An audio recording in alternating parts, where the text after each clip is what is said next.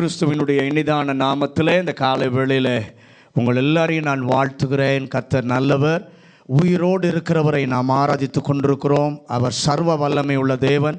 ஆராதனையில் நம்மோடு கூட வல்லமையாக இடைப்பட்ட கர்த்தர் இந்த காலை வேளையிலும் அவருடைய வார்த்தையின் மூலமாகவும் நம்மோடு கூட பேசுவதற்கு நாம் இடம் கொடுப்போம், எதிர்பார்த்து காத்திருப்போம். கர்த்தர் நம்மோடு கூட பேசுவாராக.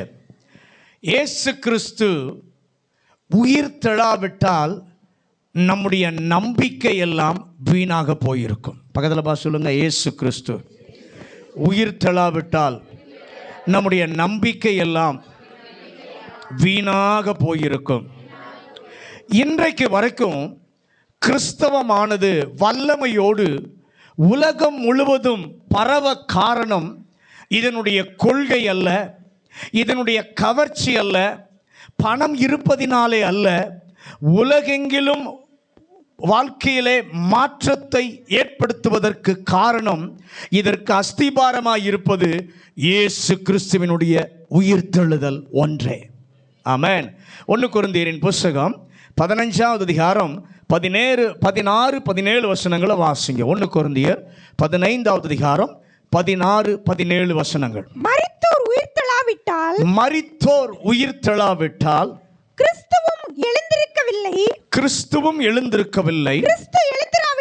கிறிஸ்து எழுந்திராவிட்டால் உங்கள் விசுவாசம் வீணாயிருக்கும். நீங்கள் இன்னும் உங்கள் பாவங்களில் இருப்பீர்கள். அதை உணர்ந்து நாம் வாழ கர்த்தர் நமக்கு உதவி செய்வாராக. இயேசு நமக்குள் இருப்பதினாலே நாம் வாழ்கிறோம். பக்கத்தில் சொல்லுங்க, இயேசு நமக்குள் இருப்பதினாலே நாம் வாழ்கிறோம். மத்தேயு எழுதின சுவிசேஷம் 28வது அதிகாரம் 8 முதல் 10 வசனங்களை வாசிங்க. மத்தேயு எழுதின சுவிசேஷம் 28வது அதிகாரம் 8 முதல் 10 வசனங்கள். அவர்கள் பயத்தோடும் மகா சத்தத்தோடும் கல்லறையை விட்டு சீக்கிரமாய் புறப்பட்டு அவருடைய சீஷர்களுக்கு அறிவிக்க ஓடினார்கள்.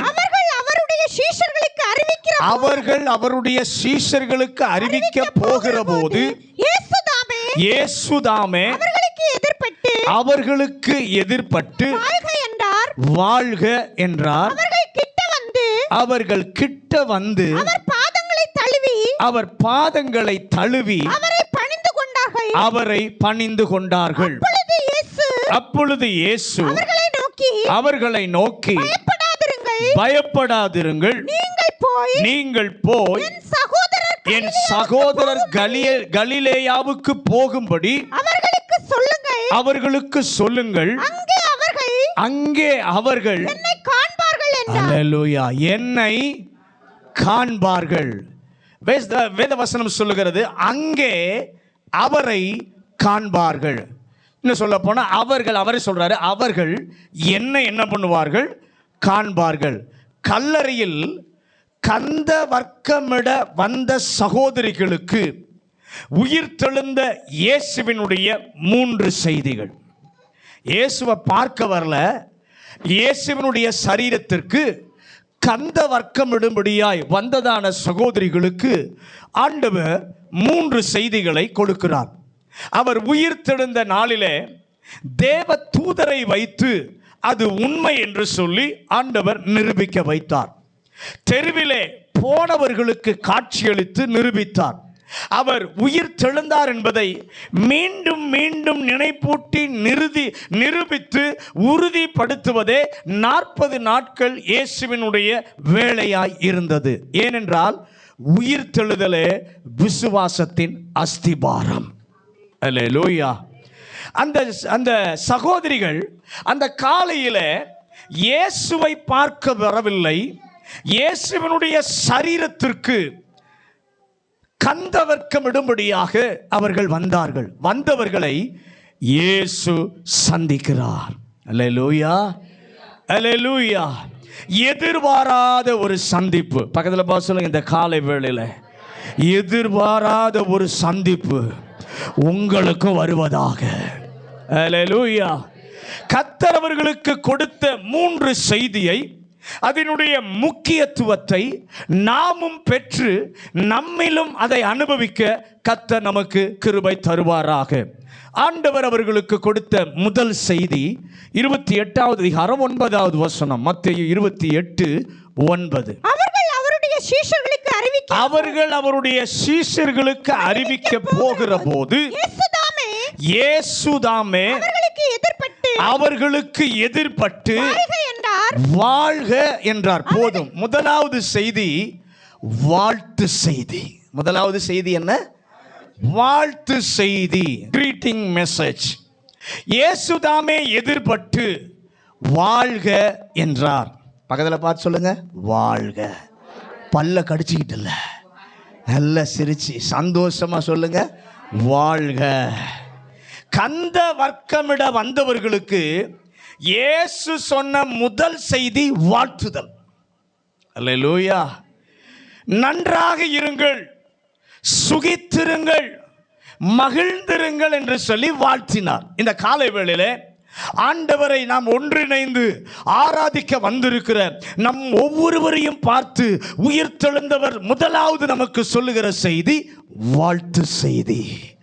வாழ்ந்திருங்கள், சுகித்திருங்கள், மகிழ்ந்திருங்கள். அல்லேலூயா. இயேசுதாமே வந்து அப்படின்னு சொல்லுது. அப்ப இதற்கு முன்பு கர்த்தருடைய தூதன் அவர்களுக்கு ஒரு செய்தியை சொன்னான். என்ன செய்தி சொன்னான்? இப்போது அந்த செய்தியை நம்ம வாசித்தோம் ஏற்கனவே. இப்போ ஆண்டவர் பார்த்தார், தூதன் சொன்ன செய்தி போதாது, நானே என்ன பண்ணுகிறேன், அவர்களை சந்தித்து வாழ்த்துவேன்.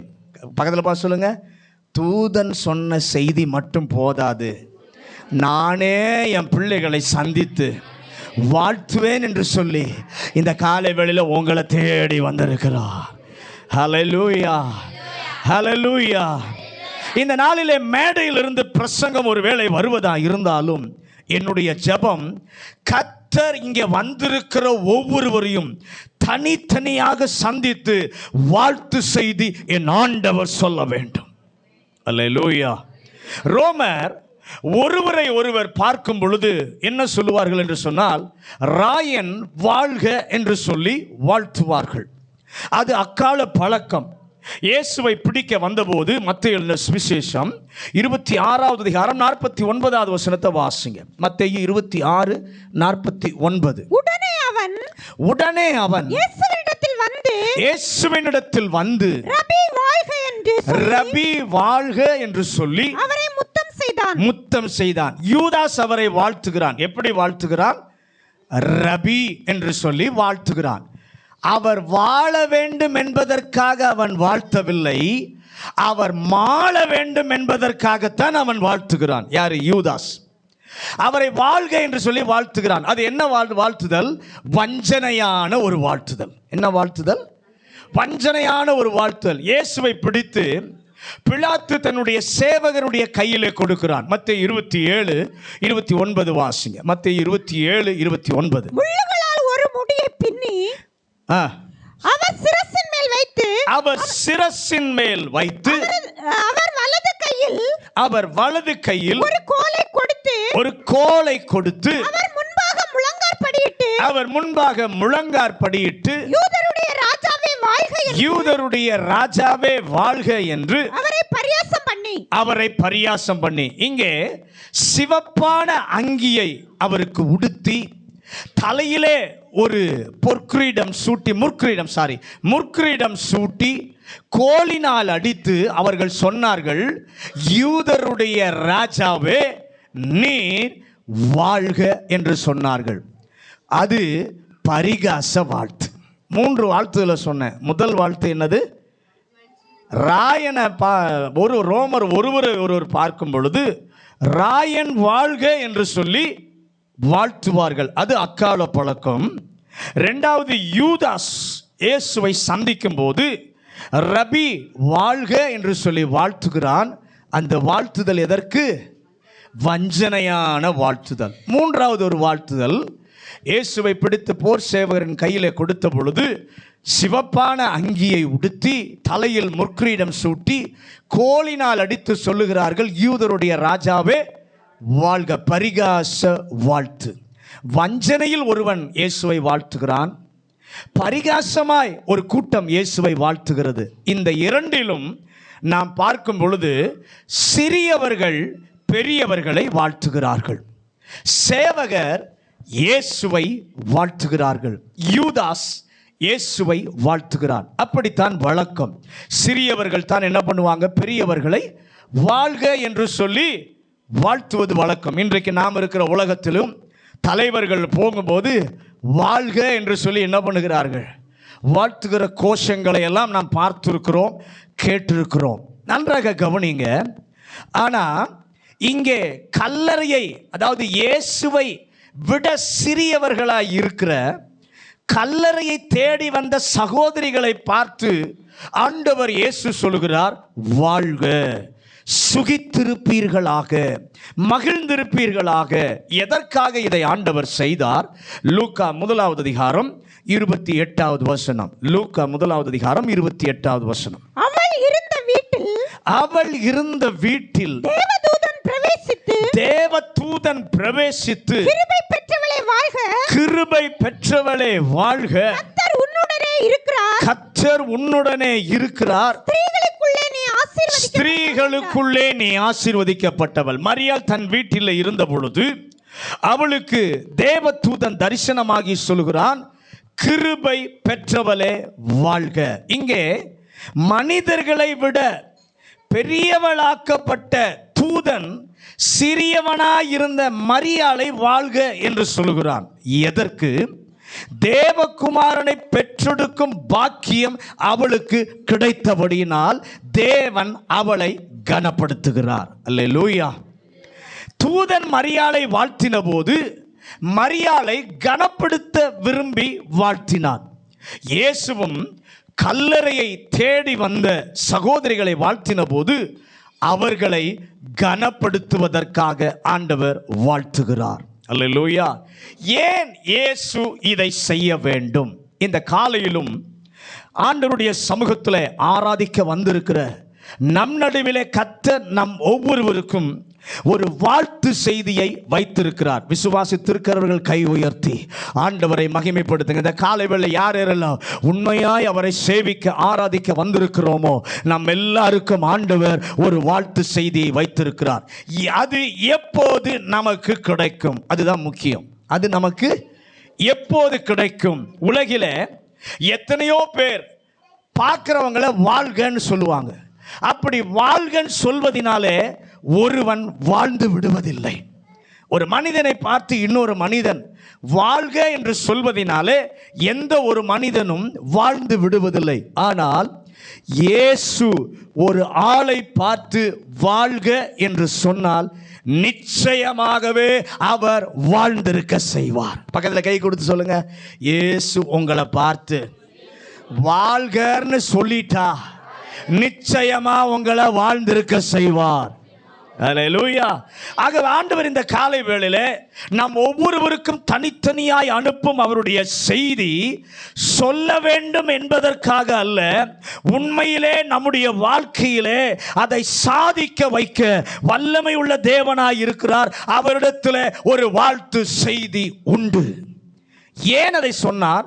சொல்ல காரணம் மத்தேயு எழுதின சுவிசேஷம் 28வது அதிகாரம் 5 முதல் 7 வசனங்களை வாசிங்க. மத்தேயு 28:5 முதல் 7. தூதன் அந்த ஸ்திரீகளை நோக்கி நீங்கள் பயப்படாதிருங்கள், சிலுவையில் அறையப்பட்ட இயேசுவை தேடுகிறீர்கள் என்று அறிவேன். சிலுவையில் அறையப்பட்ட இயேசுவை தேடுகிறீர்கள் என்று அறிவேன். அவர் இங்கே இல்லை, தாம் சொன்னபடியே உயிர்த்தெழுந்தார்.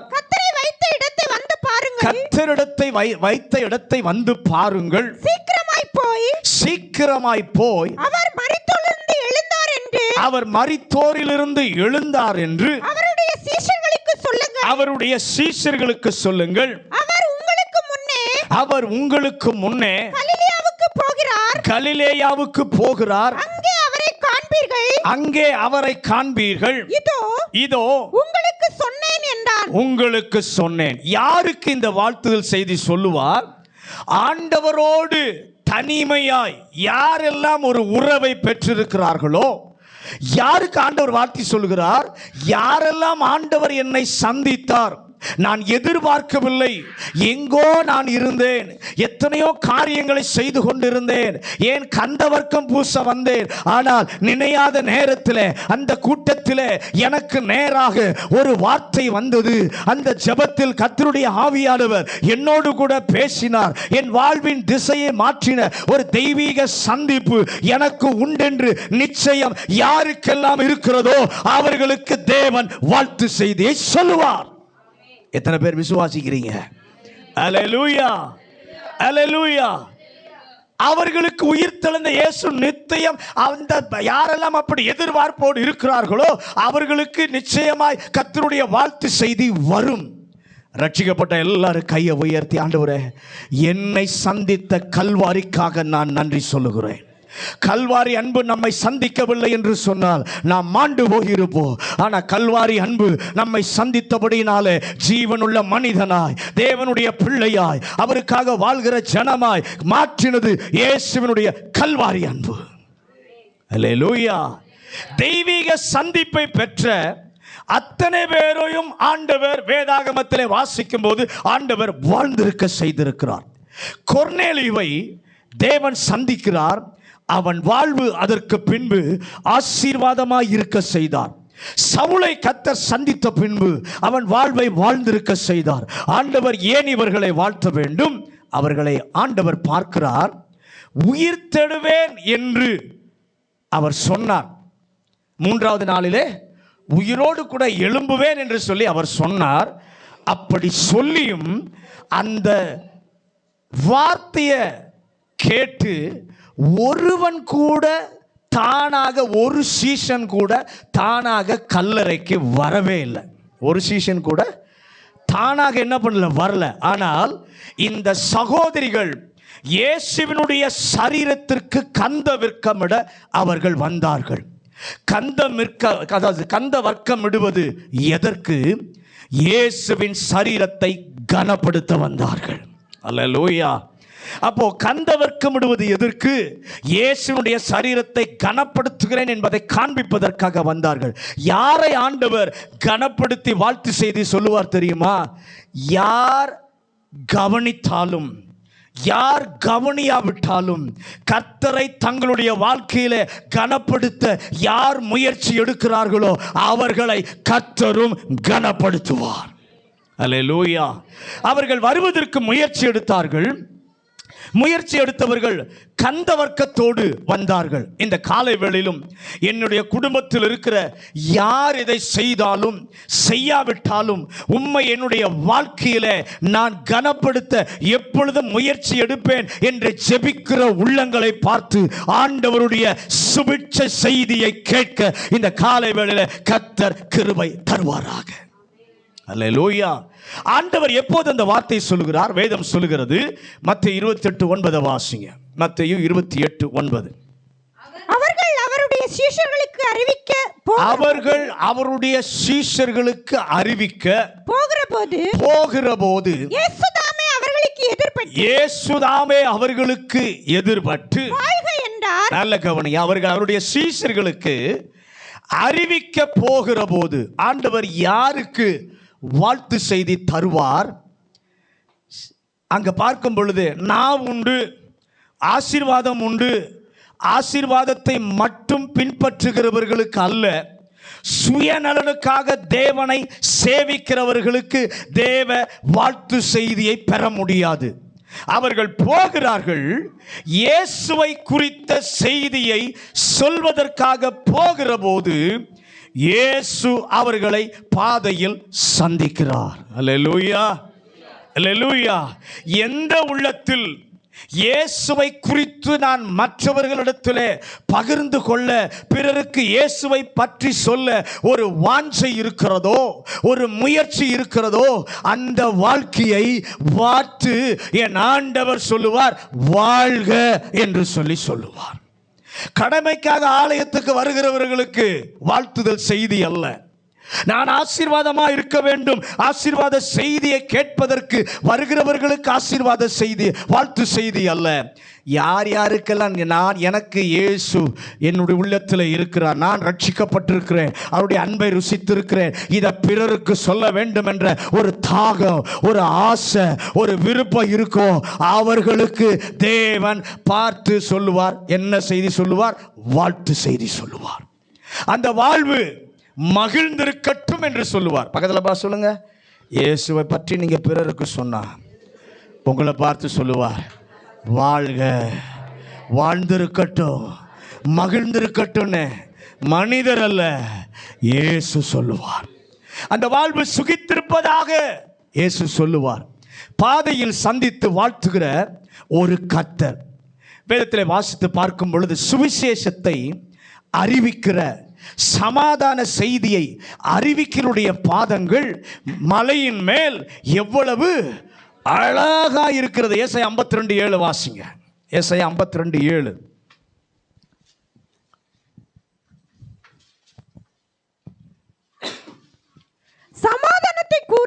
சமாதானத்தை கூறி நற்காரியங்களை சுவிசேஷமாய் அறிவித்து ரட்சிப்பை பிரசித்தப்படுத்தி ஒன்று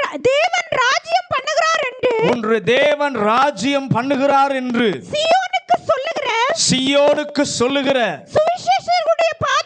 சுவிசேஷகனுடைய பாதங்கள் மலைகளின் மேல் எவ்வளவு அல்லேலூயா, பாதங்களையே கனப்படுத்துகிறவர் என் ஆண்டவர். ஹல்லேலூயா, பாதங்களையே கனப்படுத்துகிற ஆண்டவர் வாழ்வையும் சுகித்திருக்க செய்வார். ஆண்டவரை வந்து ஆராதிப்பது நமக்கு அவசியமானது. அதைவிட முக்கியமானது அவரை பிறருக்கு பகிர்ந்தளிப்பது. அதை செய்ய கிருபை தருவீராக. இந்த வாழ்த்து செய்தி சொன்ன உடனே என்ன நடந்தது? 28:9 வாசிங்க. அவர்கள் அவருடைய சீஷர்களுக்கு அறிவிக்க போகிற போது இயேசுதாமே அவர்களுக்கு எதிர்பட்டு வாழ்க என்றார். அவர்கள் கிட்ட வந்து அவர் பாதங்களை தழுவி அவரை பணிந்து கொண்டார்கள். அல்லேலூயா. அங்க வசனம் சொல்லுது, அவர்கள் கிட்ட வந்து அவர் பாதங்களை தழுவி அவரை பணிந்து கொண்டார்கள். மரியாள் அவர் எஜமான் என அறிந்து ரபூனி என்று சொல்லி திரும்பி பார்த்தாள். அவர் இயேசுதான் என்றவுடனே அவர் பாதம் விழுவதற்காக வந்தபோது இயேசு என்ன சொன்னார்? நீ என்னை தொடாதே, நீ என்னை தொடாதே. நல்ல கவனிங்க, தேடினவருக்கு அந்த வாய்ப்பை ஆண்டவர் கொடுக்கவில்லை. தேடாதவர்களுக்கு அந்த வாய்ப்பை என் ஆண்டவர் கொடுத்திருக்கிறார். ஆமென் சொல்லுங்களேன். எதிர்பாராதவர்களுக்கு ஆண்டவர் கொடுத்திருக்கிறார். கவனித்து கேளுங்கள். இந்த 2 கூட்டத்தில் மரியாள் தான் தைலம் பூச முந்திக் கொண்டவள். உயிரோடு இருக்கும் போதே தைலம் பூசினவள். இந்த சுவிசேஷம் எங்கெங்கெல்லாம் பிரசங்கிக்கப்படுமோ, எங்கெங்கெல்லாம் சொல்லப்படுமோ, அங்கெல்லாம் இவளை குறித்தும் சொல்லப்படும் என்று சொல்லி கனம் பெற்றவன். அந்த கனம் பெற்றவளுக்கு தொடாதே என்று சொல்லி சொன்னார். ஆனால் இவர்கள் தொட்டபோது கர்த்தர் ஒன்றுமே சொல்லவில்லை. கர்த்தர் ஏன் ஒரு வாழ்த்து செய்தி சொல்ல வேண்டும் தெரியுமா? நம்மை சந்தோஷப்படுத்துவதற்காக அல்ல. பக்கத்தில் சொல்லுங்க, வாழ்த்து செய்தி சொல்லுவது நம்மை சந்தோஷப்படுத்த அல்ல.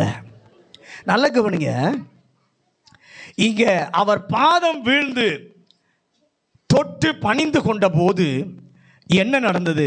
அவர் பேசுவதை நானே கேட்டேன். அது மட்டும் நடந்திருக்காவிட்டால் எல்லாரும் என்ன தெரியுமா சொல்லியிருப்பாங்க? தூதன் சொன்னான், நீங்க பார்த்தீங்களா? தூதன் சொன்னா நீங்க பார்த்தீங்களா? அவங்க என்ன சொல்லியிருப்பாங்க? கல்லறையை தான் நாங்கள் என்ன பண்ணோம்? பார்த்தோம். நான் பார்த்தேன், நான் தொட்டேன், என் காதுகளே கேட்டது என்று சொல்ல கர்த்தர் வைத்தார்.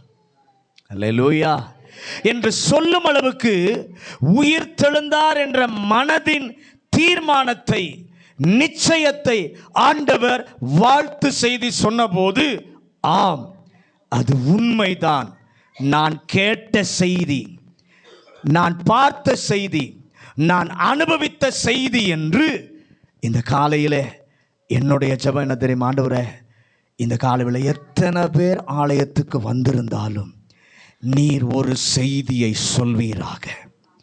இதற்கு என்ன செய்தார்? உங்களை விட நல்லவர்கள் பலருக்கு மறுக்கப்பட்ட வாய்ப்பை இந்த நாளிலே உங்களுக்கு தருவதற்கு கர்த்தர் காத்திருக்கிறார்.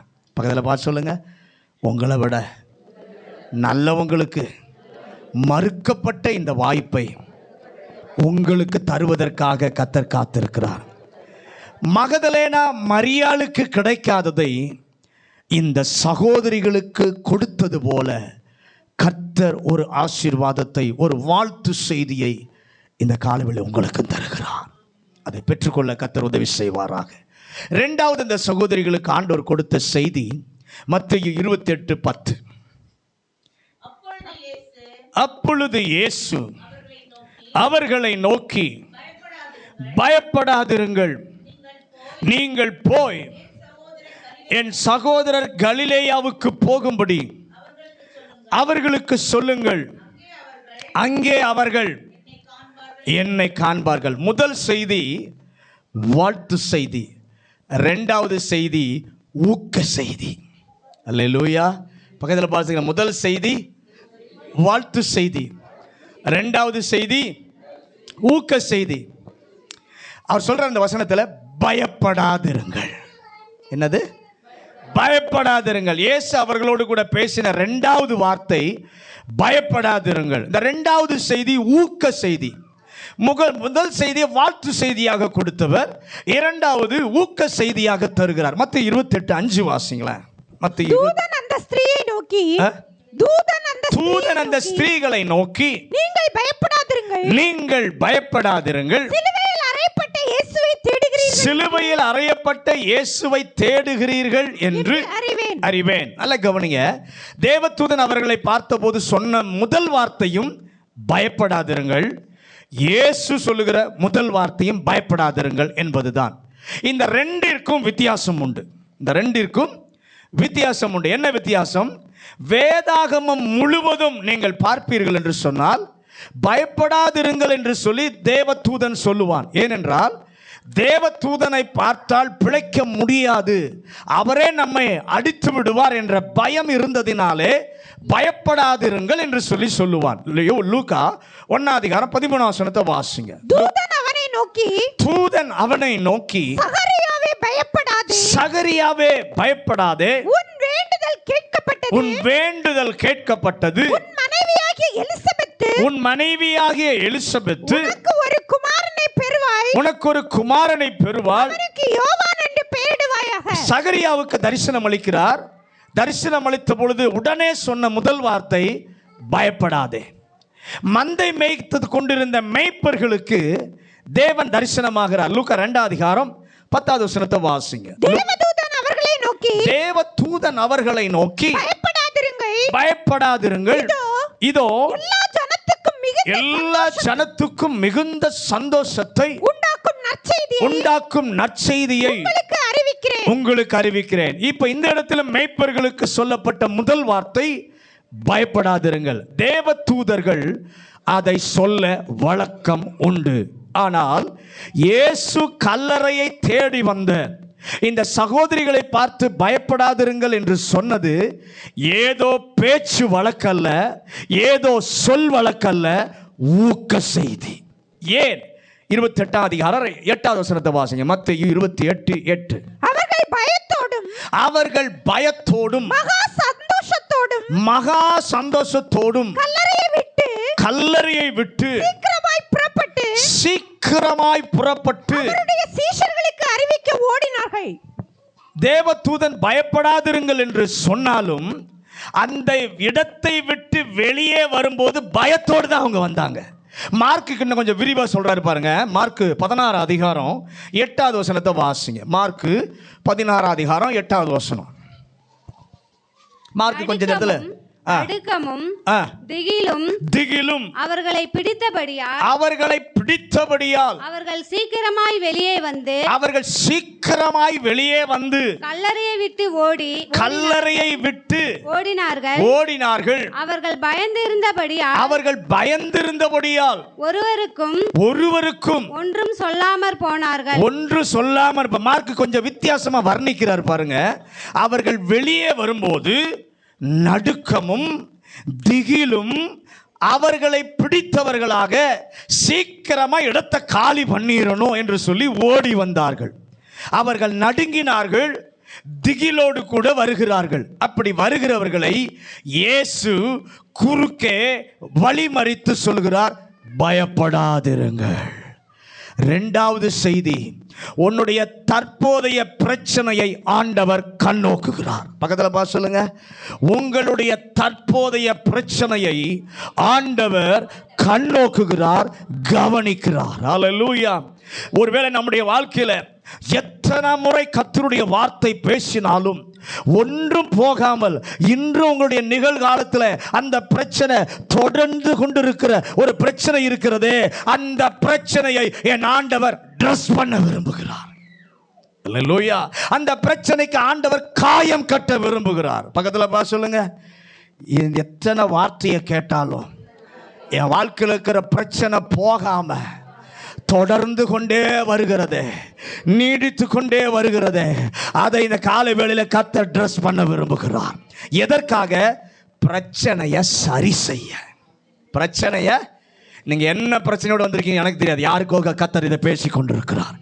உங்க பிரச்சனையை கர்த்தர் ட்ரெஸ் பண்ண விரும்புகிறார். அந்த பிரச்சனையை சால்வ் பண்ணுவதற்காக உயிர் தெழுந்த இயேசு ஒரு ஊக்க செய்தியை உங்களுக்காக இந்த காலை வேளையில் கர்த்தர் பேசி கொண்டிருக்கிறார். கர்த்தரை பாடுகிற, கர்த்தரை ஆராதிக்கிற நேரத்தில் ஆண்டவர் உங்களை சந்திக்கிற வேளையிலே உங்களுடைய வாழ்க்கையினுடைய முக்கிய பிரச்சனை எனக்கு தெரியாது, ஆனால் உயிர் தெழுந்த ஒருவர் நம் நடுவிலே இருக்கிறார், உங்களுக்கு அவர் ஊக்க செய்தியை கொடுக்கிறார். மத்தேயு 14வது அதிகாரம் 27வது வசனம். மத்தேயு 14:27. உடனே இயேசு அவர்களோடு பேசி திடன் கொள்ளுங்கள், நான் தான், பயப்படாதிருங்கள். நடுக்கடலிலே படகு மோதுகிறது. நம்ம எல்லாருக்கும் தெரிந்த ஒரு காரியம். அவர்களாலே ஒன்றும் செய்ய முடியவில்லை, ஒன்றும் செய்ய அவர்களுக்கு தெரியவும் இல்லை, புரியவும் இல்லை. அவர்கள் ஏற்கனவே பயத்தில் இருக்கிறாங்க, அந்த நேரத்தில் வசனம் சொல்லுகிறது, 4ஆம் ஜாமத்தில் ஒரு உருவம் கடலிலே நடந்து வருகிறது. இப்போது பயம் இன்னும் அதிகமாயிடுச்சு. ஏற்கனவே பயத்தில் இருக்கிறாங்க, 4ஆம் ஜாமத்தில் ஒரு உருவம் நடந்து வந்ததை பார்த்த உடனே இன்னும் பயம் அதிகமாகி விட்டது. அதை பார்த்தபோது இயேசு அட்ரஸ் பண்ணுகிறார், பயப்படாதிருங்கள். அல்லேலூயா, ஹல்லேலூயா. படகு அலை மோதினதினால் வந்த பயம் அல்ல, இப்போது அவரை பார்த்ததினால் வந்த, இன்று உள்ள பிரச்சனை ஒருவேளை நாளை செய்ய வேண்டுமே என்று நினைத்ததிலே வந்த பிரச்சனை, வந்த வேதனை, அதை ஆண்டவர் இன்று சந்திப்பதற்கு, அதற்கு பரிகாரம் கொடுப்பதற்கு ஒரு ஊக்க செய்தியை என் ஆண்டவர் தருகிறார். எப்படி செய்வார்? அது போகட்டும் என்று சொல்லி ஆண்டவர் விட்டு போவதில்லை. அவர் சொல்வார், இது ஒரு ஆவி அல்ல, நான் தான். இது ஒரு ஆவி அல்ல, நான் தான். எல்லாரும் கையை உயர்த்தி, ஆண்டவரே, எனக்கு நீர் கிருபை நிதி தருபவைகள் அல்ல, நீரே எனக்கு பதிலாய் வந்திருப்பதற்காக உமக்கு நன்றி ஆண்டவரே. நீர் என்னுடைய வாழ்க்கையிலே தருபவைகள் அல்ல, நீரே எனக்கு பதிலாய் இந்த காலை வேளையிலே உயிர் தெழுந்தவர் வந்திருக்கிறீரே, உமக்கு நன்றி. மத்தேயு 17ஆம் அதிகாரம் 6வது வசனம் 7வது வசனம். மத்தேயு 17வது அதிகாரம் 6வது வசனம் 7வது. சீஷர்கள் அதை கேட்டு முகம் குப்புற விழுந்து மிகவும் பயந்தார்கள். அப்பொழுது இயேசு வந்து அவர்களை தொட்டு எழுந்திருங்கள், பயப்படாதீங்கள். நினைத்திராத ஒரு காட்சி, நினைத்திராத ஒரு சத்தம். இவர் என்னுடைய நேசகுமாரன், இவரில் பிரியமாயிருக்கிறேன். இந்த இரண்டும் எதிர்பாராத ஒன்று. மகிமையான இயேசு மறுரூபமாகுகிறார். இந்த மகிமையான காட்சியை பார்த்தபோது வேதம் சொல்லுகிறது, சீஷர்கள் பயந்தார்கள். அது அவர்களுக்குள் ஒரு அச்சத்தை ஏற்படுத்தினது. உடனே என் ஆண்டவராகிய இயேசு என்ன செய்தார் தெரியுமா? அவர்களை தொட்டு, எழுந்திருங்கள், பயப்படாதிருங்கள், அல்லேலூயா என்று சும்மா சொல்லல, அதை நீக்க பரிகாரமும் என் ஆண்டவர் செய்கிறார். எப்படி செய்கிறார்? அவர்களை தொட்டு எழுந்திருங்கள். உங்களை அலைக்கழிக்கிற நிகழ்கால பிரச்சனை, ஆராதனைக்கு வந்து கர்த்தருடைய சமூகத்தில் இருக்கிற தேவ பிள்ளையே, உயிர் தெழுந்த கர்த்தர் இயேசுவினிடத்தில் இருந்து உங்களுக்கு ஒரு ஊக்க செய்தி வருகிறது, ஊக்கமளிக்க ஒரு செய்தி வருகிறது. அந்த செய்தி ஒருவேளை உங்க வாழ்க்கையில சுமக்க முடியாமல் வீழ்ந்து கிடந்தால், அவர் தம்முடைய கரத்தினாலே உங்களை தொட்டு எழும்பி நிற்க செய்கிறார். எந்த பிரச்சனை உங்களை எழும்ப முடியாமல் அழுத்தி கொண்டிருக்கிறதோ, எந்த காரியம் உங்களை வேதனைப்படுத்தி கண்ணீர் விடவிட்டு உங்களை கிறிஸ்துவுக்காக எழும்ப முடியாமல் தடுக்கிறதோ, அதற்காக ஆண்டவர் ஒரு பரிகாரத்தை செய்கிறார். என்ன பரிகாரம்? உங்களை தொட்டு எழும்பி நில், பயப்படாதே என்று சொல்லுகிறார். ஹல்லேலூயா, ஹல்லேலூயா. நல்ல கவனிங்க. அந்த பயம் நீங்க செய்ய ஒருவர் இருப்பாரானால் அது இயேசு ஒருவர் மட்டும்தான். எத்தனை பேர் விசுவாசிக்கிறீங்க? யோசுவாவின் புஸ்தகம் 1வது அதிகாரம் 9வது வசனம். யோசுவாவின் புஸ்தகம் 1வது அதிகாரம் 9வது வசனம். நான் உனக்கு கட்டளையிடவில்லையா? நான் உனக்கு கட்டளையிடவில்லையா? பலம் கொண்டு திடமனதாயிரு. பலம் கொண்டு திடமனதாயிரு. திகையாதே கலங்காதே. திகையாதே கலங்காதே. நீ போகும் இடமெல்லாம் உன் தேவனாகிய கர்த்தர் உன்னோடே இருக்கிறார். யோசுவாவுக்கு கொடுத்த வேலையை ஆரம்பிக்கும் முன்பு ஆண்டவர் யோசுவாவை பார்த்து சொல்கிறார், திகையாதே கலங்காதே. யோசுவாவை பார்த்து ஆண்டவர் சொல்கிறார், பயப்படாதப்பா. யோசுவா 8:1 வாசிங்க. யோசுவா 8. அப்பொழுது கர்த்தர் யோசுவாவை நோக்கி, நீ பயப்படாமலும் கலங்காமலும் இரு. நீ யுத்த ஜனங்கள் யாவரையும் கூட்டிக் கொண்டு எழுந்து ஆயி பட்டணத்திற்கு போ. இதோ ஆயின் ராஜாவையும் அவன் ஜனத்தையும் அவன் நாட்டையும் கையில் ஒப்பு கொடுத்தேன். அல்லேலூயா. கொடுத்த வேலையை துவங்கும் முன்பு ஆண்டவர் சொல்றாரு, திகையாதே கலங்காதே பயப்படாதே. இப்போ 8வது அதிகாரத்துக்கு வரும் பொழுது, ஏற்கனவே ஆயி பட்டணத்திலே யோசுவா தோல்வி அடைந்தான். ஒரு பெரிய வெற்றிக்கு பின்பு எதிர்பாராத தோல்வி. கர்த்தருடைய கிருபையால் காரணமான ஆகான் அகற்றப்படுகிறான். அல்லேலூயா. இப்போது ஆகான் இல்லை, ஆனாலும் யோசுவாவினுடைய மனதில் இருப்பதை என் ஆண்டவர் பார்க்கிறார். அல்லேலூயா. என்ன பார்க்கிறார்? யோசுவாவுக்குள்ளே இருக்கிற ஒரு காரியத்தை கர்த்தர் பார்க்கிறார். நம்முடைய மனதிலும் இங்கே உட்கார்ந்து நீங்கள் ஆராதித்து இந்த வார்த்தையை கேட்டு கொண்டிருக்கும் போதும் உங்கள் மனதிலே ஓடிக்கொண்டிருக்கிறதை கர்த்தர் பார்க்கிறார். ஆமென் சொல்லுங்களேன். அல்லேலூயா. அவனுக்குள்ள ஆண்டவர் எதை பார்த்தார்? யோசுவாவுக்குள்ள அவனுக்குள்ளே இன்னும் ஒரு பயம் இருக்கு. இப்போ நம்ம இந்த வார்த்தையை கேட்கும் பொழுதும் அந்த பயம் இன்னும் நமக்கு இருக்கு. அதை கர்த்தர் ஏன்னா உள்ளந்திரியங்களை ஆராய்ந்து பார்க்கிறவர் அவர். இப்போ பார்த்தவர் என்ன சொல்லுகிறார்? என்ன பயம் அவனுக்கு இருந்துச்சு யோசுவாவுக்கு? இதே பட்டணத்தில் கடந்த முறை நான் தோல்வி அடைந்து விட்டேனே. இதே பட்டணத்தில் கடந்த முறை நான் தோல்வி அடைந்து விட்டேனே. ஒருவேளை மறுபடியும் தோல்வி வந்துருமோ? இப்போ நமக்கு அப்படிதான் இருக்கு. கர்த்தர் பேசுகிறார், வார்த்தையெல்லாம் ரைட்டு, ஆனால் மறுபடியும் நான் தோற்றுருவனோ, மறுபடியும் எழும்ப முடியாதோ என்று சொல்லி நம்முடைய மனதில் எண்ணங்கள் ஓடிக்கொண்டிருக்கும். ஒருவேளை மறுபடியும் தோற்று விடுவேனோ, மறுபடியும் ஏமாற்றம் வந்துடும், யோசுவா மனதில் அதான் ஓடிட்டு இருக்கு என்று நினைத்திருக்கும் போது கர்த்தர் சொல்கிறார், யோசுவாவே பயப்படாதே, யோசுவாவே பயப்படாதே. அந்த வார்த்தை யாருக்கு வருகிறதோ எனக்கு தெரியல. எடுத்த முயற்சி எல்லாம் தோல்வி. அப்படி தோல்வி அடைந்ததினாலே, பலமுறை தோல்வி அடைந்ததினாலே, இனி இதை செய்தால் தோல்வித்தான் என்ற ஒரு முடிவுக்கு வந்த நபராயிருந்தால், உயிர் தெழுந்த இயேசுவின் இடத்துல ஒரு ஊக்க செய்தி அவரிடத்திலிருந்து உங்களுக்கு வருகிறது. எப்படி செய்தார்? நீ பயப்படாதே, ஏற்கனவே ஆயி பட்டணத்தை உன் கையில் கொடுத்துட்டேன். அல்லேலூயா சொல்லுங்க. பயப்படாதீங்க, ஏற்கனவே உங்க கையில கர்த்தர் கொடுத்துட்டாரு. அல்லேலூயா. அப்படி எப்படி கொடுத்தேன்? அதின் ராஜாவையும் அதின் பட்டணத்தையும் அதில் இருக்கிற எல்லாரையும் ஏற்கனவே என்ன பண்ணிட்டேன்? கொடுத்து விட்டேன். ஒருவேளை கலங்கி போய் வந்திருந்தால், இதுவரை நீங்கள் பெற்றிராத அற்புதமான வாக்குத்தத்தத்தை கர்த்தருடைய ஆவியானவர் உங்களுடைய மனதிலே எழுதி பதிவு செய்திருக்கும் நிகழ்கால பிரச்சனைக்கு பரிகாரத்தை கொடுத்து ஊக்கமளிக்க வல்லவர். அல்லேலூயா.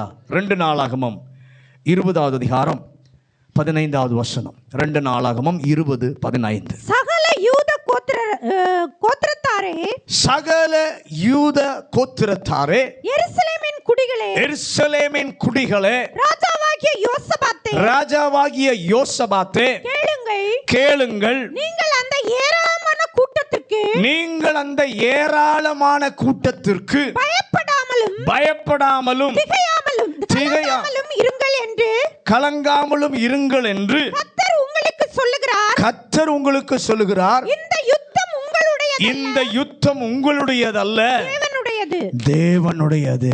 ஆண்டவர் யோசபாத் ராஜாவோடு பேசுகிறார். அவனுக்கு ஒரு பயம் இருந்துச்சு. ஆண்டவர் அவனை பார்த்து சொல்லுகிறார், இந்த ஏராளமான கூட்டத்திற்கு நீ பயப்படாதே. அவனுக்கு அப்போதுள்ள பிரச்சனை என்ன? அவனுக்கு இருந்த பயம், எனக்கு இருப்பது கொஞ்ச கூட்டம், என்கிட்ட இருப்பது கொஞ்ச கூட்டம், ஆனால் எதிரியினுடைய கூட்டம் பெரிய கூட்டம். எதிரினுடைய இராணுவ வீரர்கள் அதிகம், ஆனால் எதிரினுடைய சேனையோ எங்கிட்ட இருக்கிற சேனையை விட பல மடங்கு பெரியது. கர்த்தர் அழுத்தமாய் பேசுகிறார். இந்த நாளில் கர்த்தருடைய வார்த்தை வருகிறது. உனக்கு விரோதமாக இப்படிப்பட்ட சூழ்நிலை இருந்தால் அதை குறித்து பயப்படாதே.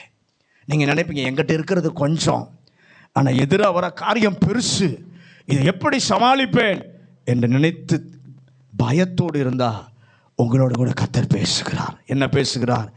பயப்படாதே. அல்லேலூயா. அழுத்தமாய் பேசுகிறார். அதை குறித்து பயப்படாதே. யோசபாத்தே, அந்த கூட்டத்துக்கு நீ ஒன்றும் செய்ய வேண்டாம். நீ நின்று கொண்டு கர்த்தர் உண்டு பண்ணும் ரட்சிப்பை மட்டும் நீ பார்ப்பாயாக. பக்கத்தில் பா சொல்லுங்க, நீங்க ஒன்றும் செய்ய வேணாம். கர்த்தர் பட்சத்தில் நின்று அமைதியா கர்த்தர் செய்யறத வேடிக்கை பாருங்க. அல்லேலூயா. 2 நாளாகமம் 32:7 வாசிங்க. நீங்கள் திடன் கொண்டு, நீங்கள் திடன் கொண்டு தைரியமாயிருங்கள், தைரியமாயிருங்கள். அசீரியா ராஜாவுக்கும் அவனோடு இருக்கிற ஏராளமான கூட்டத்திற்கும் பயப்படாமலும் கலங்காமலும் இருங்கள். அவனோடு இருக்கிறவர்களை பார்க்கிலும் நம்மோடு இருக்கிறவர்கள் அதிகம். எசேக்கியாவுக்கு பயம். சனகரிப்பிடத்தில் இருந்து வந்த ஒரு கடிதம் அவனை கலங்கி பயப்பட வைத்தது. கர்த்தர் அவனை பார்த்து சொன்னார், அடுத்த ஆள் அனுப்பின கடிதத்தை பார்த்து பயந்து கொண்டிருக்கிறாயே எசேக்கியாவே, நீ பயப்படாதே. நாளை வருவதற்குள் அவன் இருக்க போவதில்லை. பதில பார் சொல்லுங்க. எசேக்கியாவே, அடுத்தவன் அனுப்பின கடிதத்தை பார்த்து பயப்படாதே. நாளை என்று ஒரு நாள் வருவதற்கு முன் அவன் இருக்க மாட்டான். எத்தனை பேர் அதை விசுவாசிக்கிறீங்க? ஹல்லேலூயா. ஹல்லேலூயா. கைவித்தி ஆண்டவரே, நீர் தருகிற ஊக்க செய்திக்காக நன்றி சொல்லுகிறோம். நீரே தர காரணம். என்னுடைய தற்போதைய பிரச்சனைக்கு பரிகாரம் தருவதற்காக, விடுதலை தருவதற்காக, என்னை தைரியப்படுத்துவதற்காக ஆண்டவர் கொடுக்கிற உம்முடைய ஊக்க செய்திக்காக நன்றி. டைம் ஆயிடுச்சு, முழங்கார் பண்ணிடுவோம். உயிர்த்தெழுந்த கர்த்தர் நமக்கு தருகிற முதல் செய்தி வாழ்த்து செய்தி. வாழ்ந்திருப்பீர்களாக, சுகித்திருப்பீர்களாக, மகிழ்ச்சியா இருப்பீர்களாக. யாருக்கு தெரியுமா வாழ்த்து செய்தி? யாரை கர்த்தரை தேடி வராங்களோ அவங்களுக்கு தான் வாழ்த்து செய்தி. யார் கர்த்தரை மகிமைப்படுத்துகிறாங்களோ, யார் கர்த்தரை கனப்படுத்துகிறாங்களோ அவங்களுக்கு தான் கர்த்தர் வாழ்த்து செய்தி தருவார். இரண்டாவது ஊக்க செய்தி. இந்த காலை வேளையிலே பயத்தோடு வந்திருக்கிற கர்த்தருடைய பிள்ளையே, உங்களை பார்த்து கர்த்தர் சொல்லுகிற காரியம், பயப்படாதிருங்கள், பயப்படாதிருங்கள். பெரிய சேனையா இருக்கலாம், உங்க பிரச்சனை மலை போல பெருசா உங்களுக்கு முன்பாக நின்று உங்களை எழும்ப விடாமல் உங்களை அமிழ்த்தி கொண்டே இருக்கிறதா? இந்த காலை வேளை உங்களுக்காக தான் கர்த்தர் பேசுகிறார். அதை குறித்து பயப்படாதே. உலகத்தில் இருப்பவனிலோ உன்னோடு கூட இருப்பவர் பெரியவர். நீ ஆராதிக்கிற தேவன் பெரியவர். அவர் உலகை ஜெயித்தவர், மரணத்தை ஜெயித்தவர், சாத்தானை ஜெயித்தவர். அவருக்கு வல்லமை உண்டு. உன் சூழ்நிலைகளை மாற்ற அவருக்கு வல்லமை உண்டு. பயப்படாதே.